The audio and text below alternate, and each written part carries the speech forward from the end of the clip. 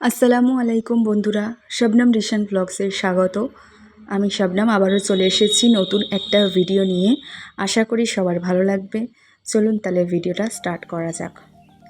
তো সকাল সকাল ঘুম থেকে উঠে আমি থালা বাসন মেজে চা বসিয়ে দিয়ে আর এদিকে আমি রুটির জন্য পানি গরম দিয়ে দিয়েছি।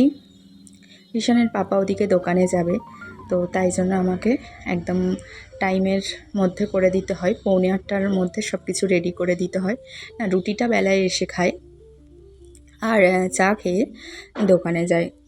তো আমি এখন রুটিটা করে নেব। পানি গরমও আমার হয়ে গেছে মোটামুটি, আর এখানে আমি নিয়ে নিয়েছি আটা। তো চলো তাহলে আমি ময়দাটা ভালোভাবে মেখে নিই। আর ওদিকে রিশান ঘুম থেকে উঠে গেছে, আর ওদিকে রিশানের কি বলবো, পাকামি বলো যাই বলো চলছে এখন ওদিকে এখন। তো আমি এদিকে আমার কাজ ছেড়ে নিচ্ছি। আর রিশান একটু বাইরের দিকে গেছে, আর সকাল সকাল এদিকে পুঁই শাক ছিল, রান্নার জোগাড় ছিল মোটামুটি। তো আমি সবজি বানাতে লেগে গেছি। আর তারপরে রিশান আসুক বাড়িতে। না, রিশান না থাকলে আমার ঠিক ভালো লাগে না। ও থাকলে একদিক থেকে দুষ্টুমি করে, মনে হয় একটু বাইরের দিকে যাক, কিন্তু আবার বাইরে গেলে আমার মন যেন থির হয় না। মনে হয় কি বলবো, একটা দুশ্চিন্তা সবসময় মনের মধ্যে কাজ করে। কারোর ভরসায় আমি ওকে ছেড়ে রাখতে সাহস পাই না। তো যদিও আমি সবসময় ওকে কারোর কাছে সেইভাবে দিই না, ওই তবুও একটু আধটু আর কি। আর এদিকে আমি এখন আজকে পুঁই শাক বানিয়ে নেব। পুঁই শাক দিয়ে, কুমড়ো দিয়ে আর চিংড়ি মাছ দিয়ে একটা তরকারি হবে। আর শ্বশুরমশাই বাজারে থেকে আজকে মাছ আনবে, দেখা যাক কী মাছ আনে। আর এই দেখো, ব্যাস এসে গেছে আমাদের ঝড়বাবু।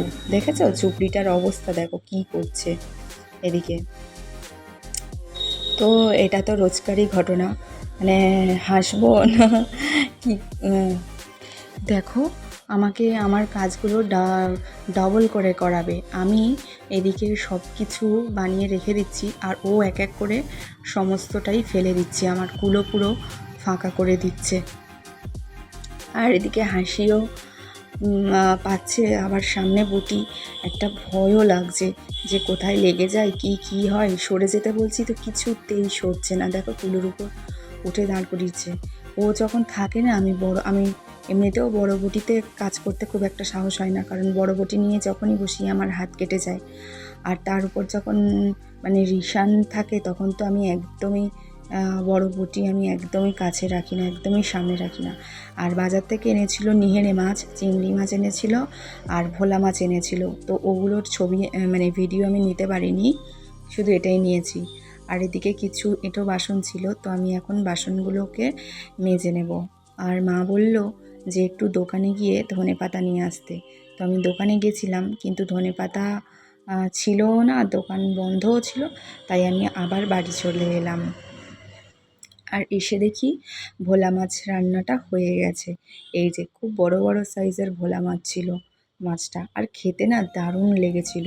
মাছের ঝোলটা খুব সুন্দর হয়েছিল আজকে।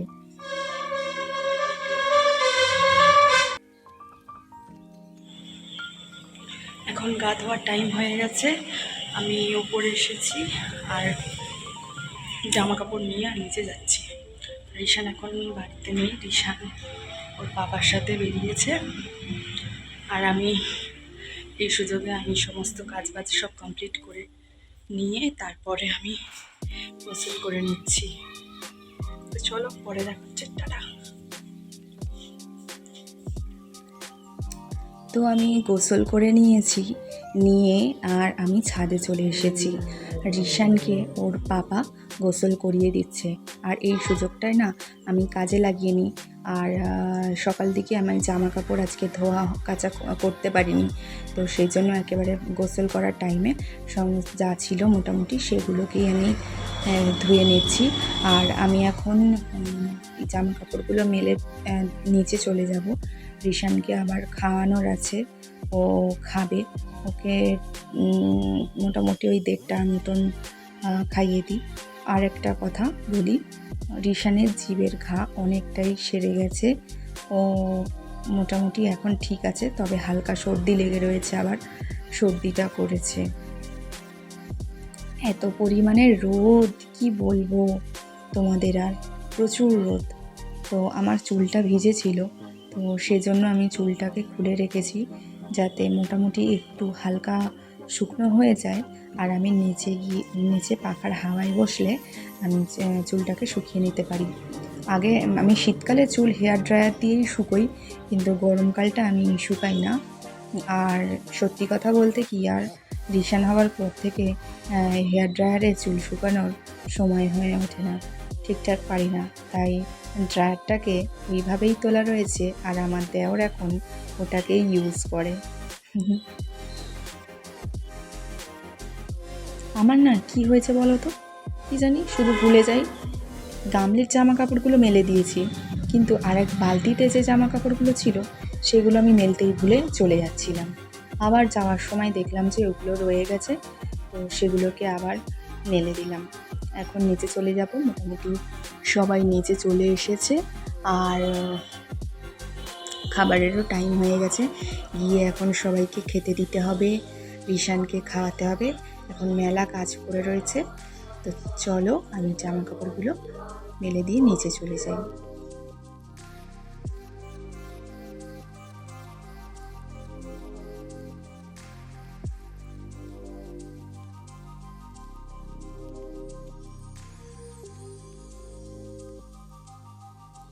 ডিমটা প্রেশার কুকারে দিয়েছিলাম একেবারে খিচুড়ির সাথে। দেখো ডিমটার যেন ছানা পেড়ে দিয়েছে, এমন অবস্থা হয়েছে। ডিমটা একটুখানি বোধহয় লিক হয়ে গেছিলো, তো সেই জন্যই এরকম স্ট্রাকচারটা নিয়েছে। তো আমি ভাবলাম কুসুমটা বেরিয়ে গেছে, কিন্তু না, ঠিকঠাকই আছে। আর কি দেখবে? আর কি? আর কি? আর আর ফিশ মাছ দেখবে না?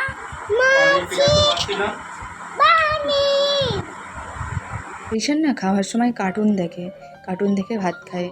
তো সেজন্যই আমি ওকে জিজ্ঞাসা করি যে কী কী দেখবে, ও এক ধার থেকে সবই বলে যায়। আর সন্ধেবেলায় হয়ে গেছে, আমি চায়ের পানি বসিয়ে দিয়েছি আর রিশানের দুধ গরম করতে দিয়েছি।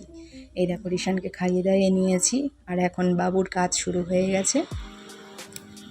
তো চলো মোটামুটি ভিডিওটা এখানেই এন্ড করলাম।